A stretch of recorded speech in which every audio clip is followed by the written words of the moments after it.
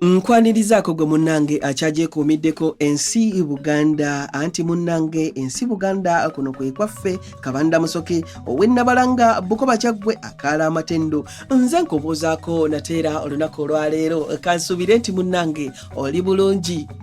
Munnange tukyali mu katabo kaffe omulembe gwa Muteesa owokubiri. Akatabo nno kano munnange kawandiikibwa omukulu Ernest Kibuuka era ng'olunaku olwaleero tutuuse ku muto gugamba nti Muteesa agaana okumusibako amatu g'embuzi. Ekyo Kabaka bwe yakigaana, gavana n'aleetayo ekirowoozo ekirala bwe yagamba nti babagewo ekiwandiiko ekyawamu bombi bakiteekeko emikono, oluvannyuma Kabaka akitwale akisomera olukiiko lwe olukulu. Ekyo kyabagibwa ne kisoma bwe kiti: okuva mu bigambo bya Ssaabasajja byonna, gavana ng'alagirwa omukulu w'amatwale mu linnya lya gavumenti ya Queen awadde Ssaabasajja akakalu ku Federation akagamba nti ekisooka, gavumenti ya Queen tesuubira kuddamu kwogera ku kugatta matwale ga East Africa mu kiseera kino okuva ku ngeri y'emitima gy'abantu bwe giri kati ku Federation.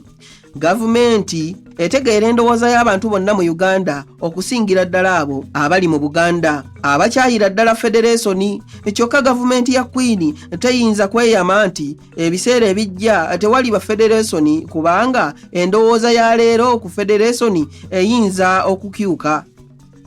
Ekyokubiri, Ssaabasajja ategeezezza gavana nti akakalu kano kamala mu kiseera kino. Ekyokusatu, ekya Buganda okudda mu Foreign Office omukulu w'amatwale agambye nti tekikyasoboka n'akatono.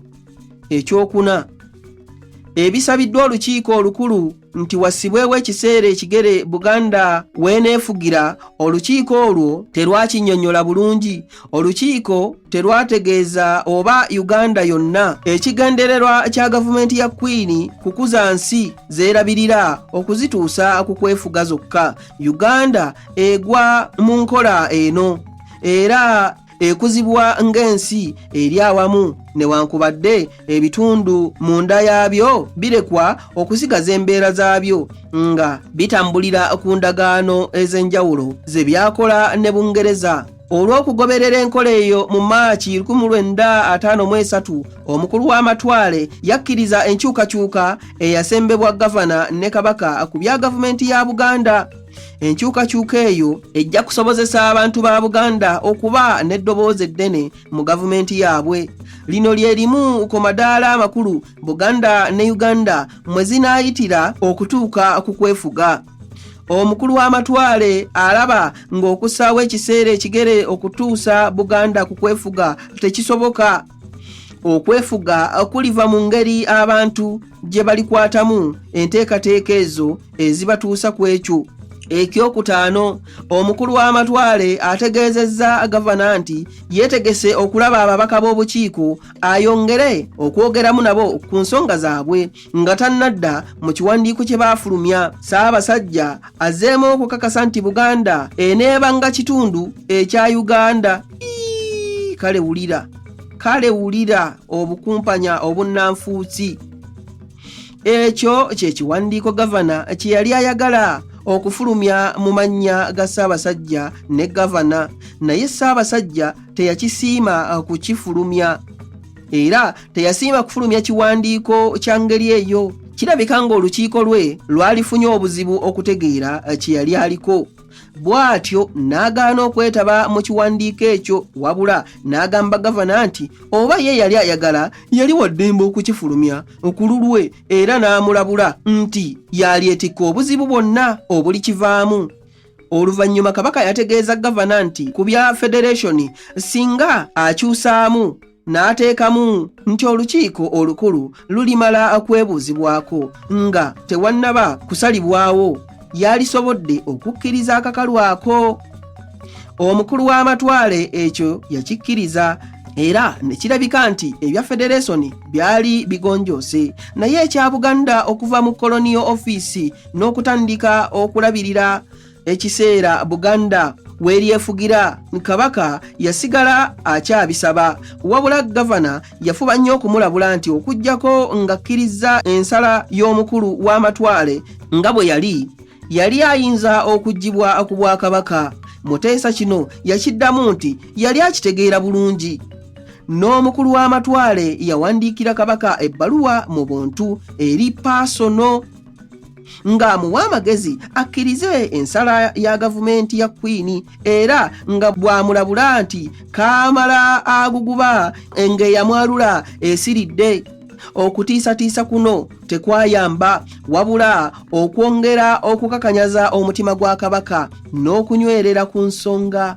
Oluvannyuma kyamanyika ng'okutuusa mu kiseera ekyo gavumenti ya Queen n'eya Uganda zaali zimaliriza okukola entegeka okugaana ebyo byonna kabaka bye yali asaba. Bungereza yali emaze okufiirwa amatwale ge yali efuga mu Amerika, South Africa n'ebitundu bya Asia byali bimaze okulaga Bungereza enkoona. Mu Kenya bamawumawu baali bakyajjukirwa bulungi nga bwe bagezaako okwetakkuluza obufuzi bwa Bungereza newankubadde nga baakolwako n'amaanyi era nga n'omusaayi gwayika mungi. N'olwekyo Abangereza baali batandise okutya nti amawanga ga Afrika amalala mangi gajja kugenda nga gabavaako mpola mpola bwe gatyo. Wano mu Uganda gavana yatandika okutegeka engeri gy'asobola okuggyawo Muteesa amavumbavumba n'oluvannyuma ateekewo kabaka omulala. Owulidde munnange, ataalibadde nampaka nga Muteesa bwe yali atandise okweyisa mu maaso ga Bungereza, enteekateeka zonna zaali zikolwako mu kyama. Omwo nga mwe mwali n'okuleeta amagye ga KAR okuva e Kenya nga gaali tegalabwangako mu Uganda. Abange, ezo nno z'enkwe z'Omungereza.